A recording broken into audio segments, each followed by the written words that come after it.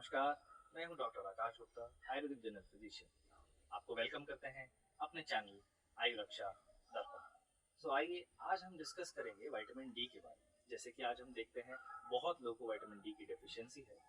इसलिए हमने ये टॉपिक चूज किया है ताकि आप लोगों को अवेयर कर सकें विटामिन डी के सभी चीज़ों के बारे में, उसके सोर्सेज, उसकी डेफिशिएंसी के, उसके फंक्शंस के बारे में, उसके सप्लीमेंट्स के बारे में, उसके एक्सेस ओवरलोड कम होगा तो क्या होगा, ज़्यादा होगा तो क्या होगा, और सप्लीमेंट्स क्या क्या और कब कब कैसे कैसे यूज करते हैं। तो आइए शुरू करते हैं। तो आइए अभी बात करते हैं विटामिन डी के सिंथेसिस के बारे में। जैसे कि हम सब जानते हैं sun rays are major source of UV radiations.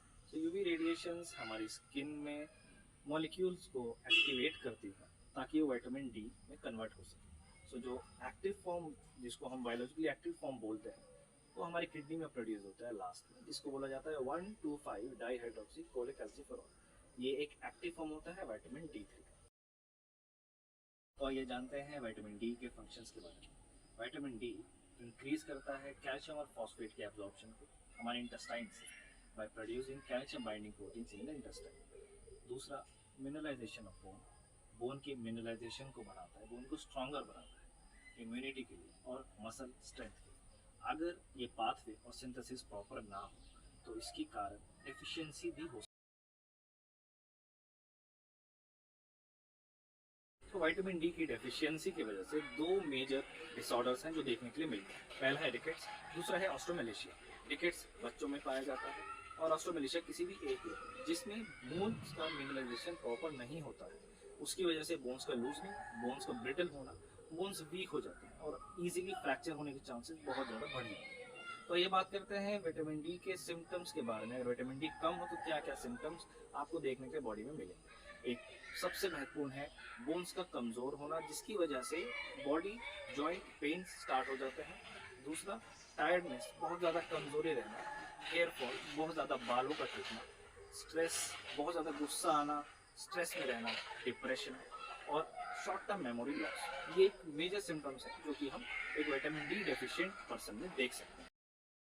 आइए बात करते हैं अभी विटामिन डी के नेचुरल सोर्सेज के बारे में, जिसमें कि वेजिटेरियन और नॉन वेजिटेरियन सोर्सेज दोनों इंक्लूड हैं। वेजिटेरियन सोर्सेज में फर्स्ट ऑफ ऑल हम बात करेंगे मिल्क और मिल्क के प्रोडक्ट्स की, जैसे कि मिल्क हुआ, curd, cheese and even butter milk आप इंक्लूड कर सकते हैं विटामिन डी के नेचुरल सोर्सेज में। दूसरा, soya milk, almond milk, fortified orange juice और इवन मशरूम भी आप विटामिन डी के नेचुरल सोर्सेज में इंक्लूड कर सकते हैं। दूसरा, हम बात करेंगे नॉन वेजिटेरियन सोर्सेज के बारे में, जिसमें फर्स्ट ऑफ ऑल हम बात करते हैं फिश के बारे में। फिश में तीन टाइप, जो कि सैल्मन, ट्यूना और मैक्रोलाइटिक जो शिप फिश होती है, उसमें मैक्सिमम विटामिन डी पाया जाता है। दूसरी चीज़, लिवर ऑयल, जो कि फिश लिवर ऑयल और सी कोड लिवर ऑयल के नाम से जाना जाता है।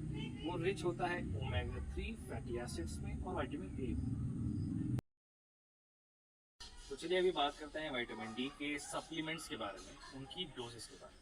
जैसे कि हम जानते हैं बहुत से डॉक्टर्स आपके प्रिस्क्रिप्शन में विटामिन डी का 60,000 इंटरनेशनल यूनिट्स का सप्लीमेंट आपको रिकमेंड करते हैं, वो भी 8 से 10 हफ्ते के। तो डिपेंड होता है आपकी कितनी ज़्यादा डेफिशिएंसी है, उस हिसाब से आपको सप्लीमेंट्स का रिकमेंडेशन किया जाता है। मोस्टली जो 60,000 इंटरनेशनल यूनिट्स का जो सप्लीमेंट है वो एक बूस्टर डोज बोला जाता है, जिसके कंप्लीट होने के बाद आप अचानक से अगर विटामिन डी का सप्लीमेंट छोड़ देते हैं, दोबारा आपके लेवल्स उसी रेंज में आ जाते हैं।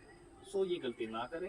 विटामिन डी का बूस्टर 8 से 10 हफ्ते खत्म करने के बाद आप एक टेस्ट जरूर कराएं दोबारा, और अपने फिजिशियन से जाके दोबारा जरूर लें। उसके बाद भी मेंटेनेंस डोज आप कंटिन्यू कर सकते हैं, जो कि 1000 से 2000 इंटरनेशनल यूनिट्स पर डे की भी हो सकती है, या फिर मंथली या फिर 15 दिन में एक बार 60,000 इंटरनेशनल यूनिट्स का 2 से 3 महीने के लिए आप दोबारा कंटिन्यू कर सकते हैं।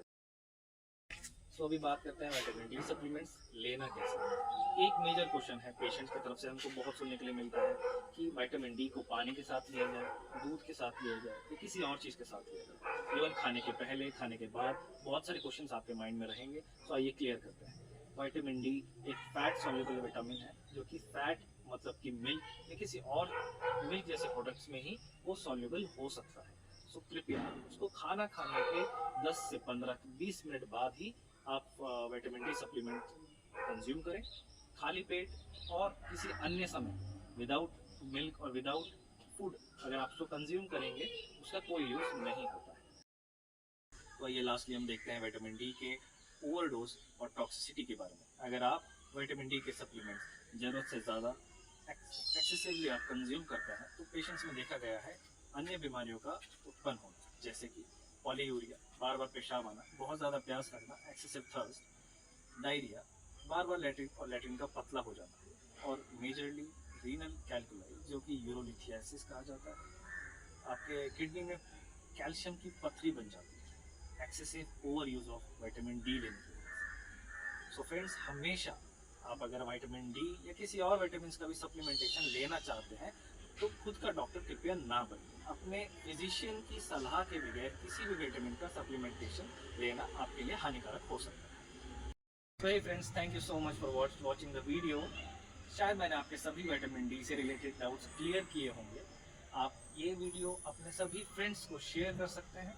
अगर आपका कोई भी डाउट है या और किसी बीमारी के बारे में आप जानना चाहते हैं तो आप कमेंट में हमें पिन कर सकते हैं। So at last, don't forget to like, share and follow.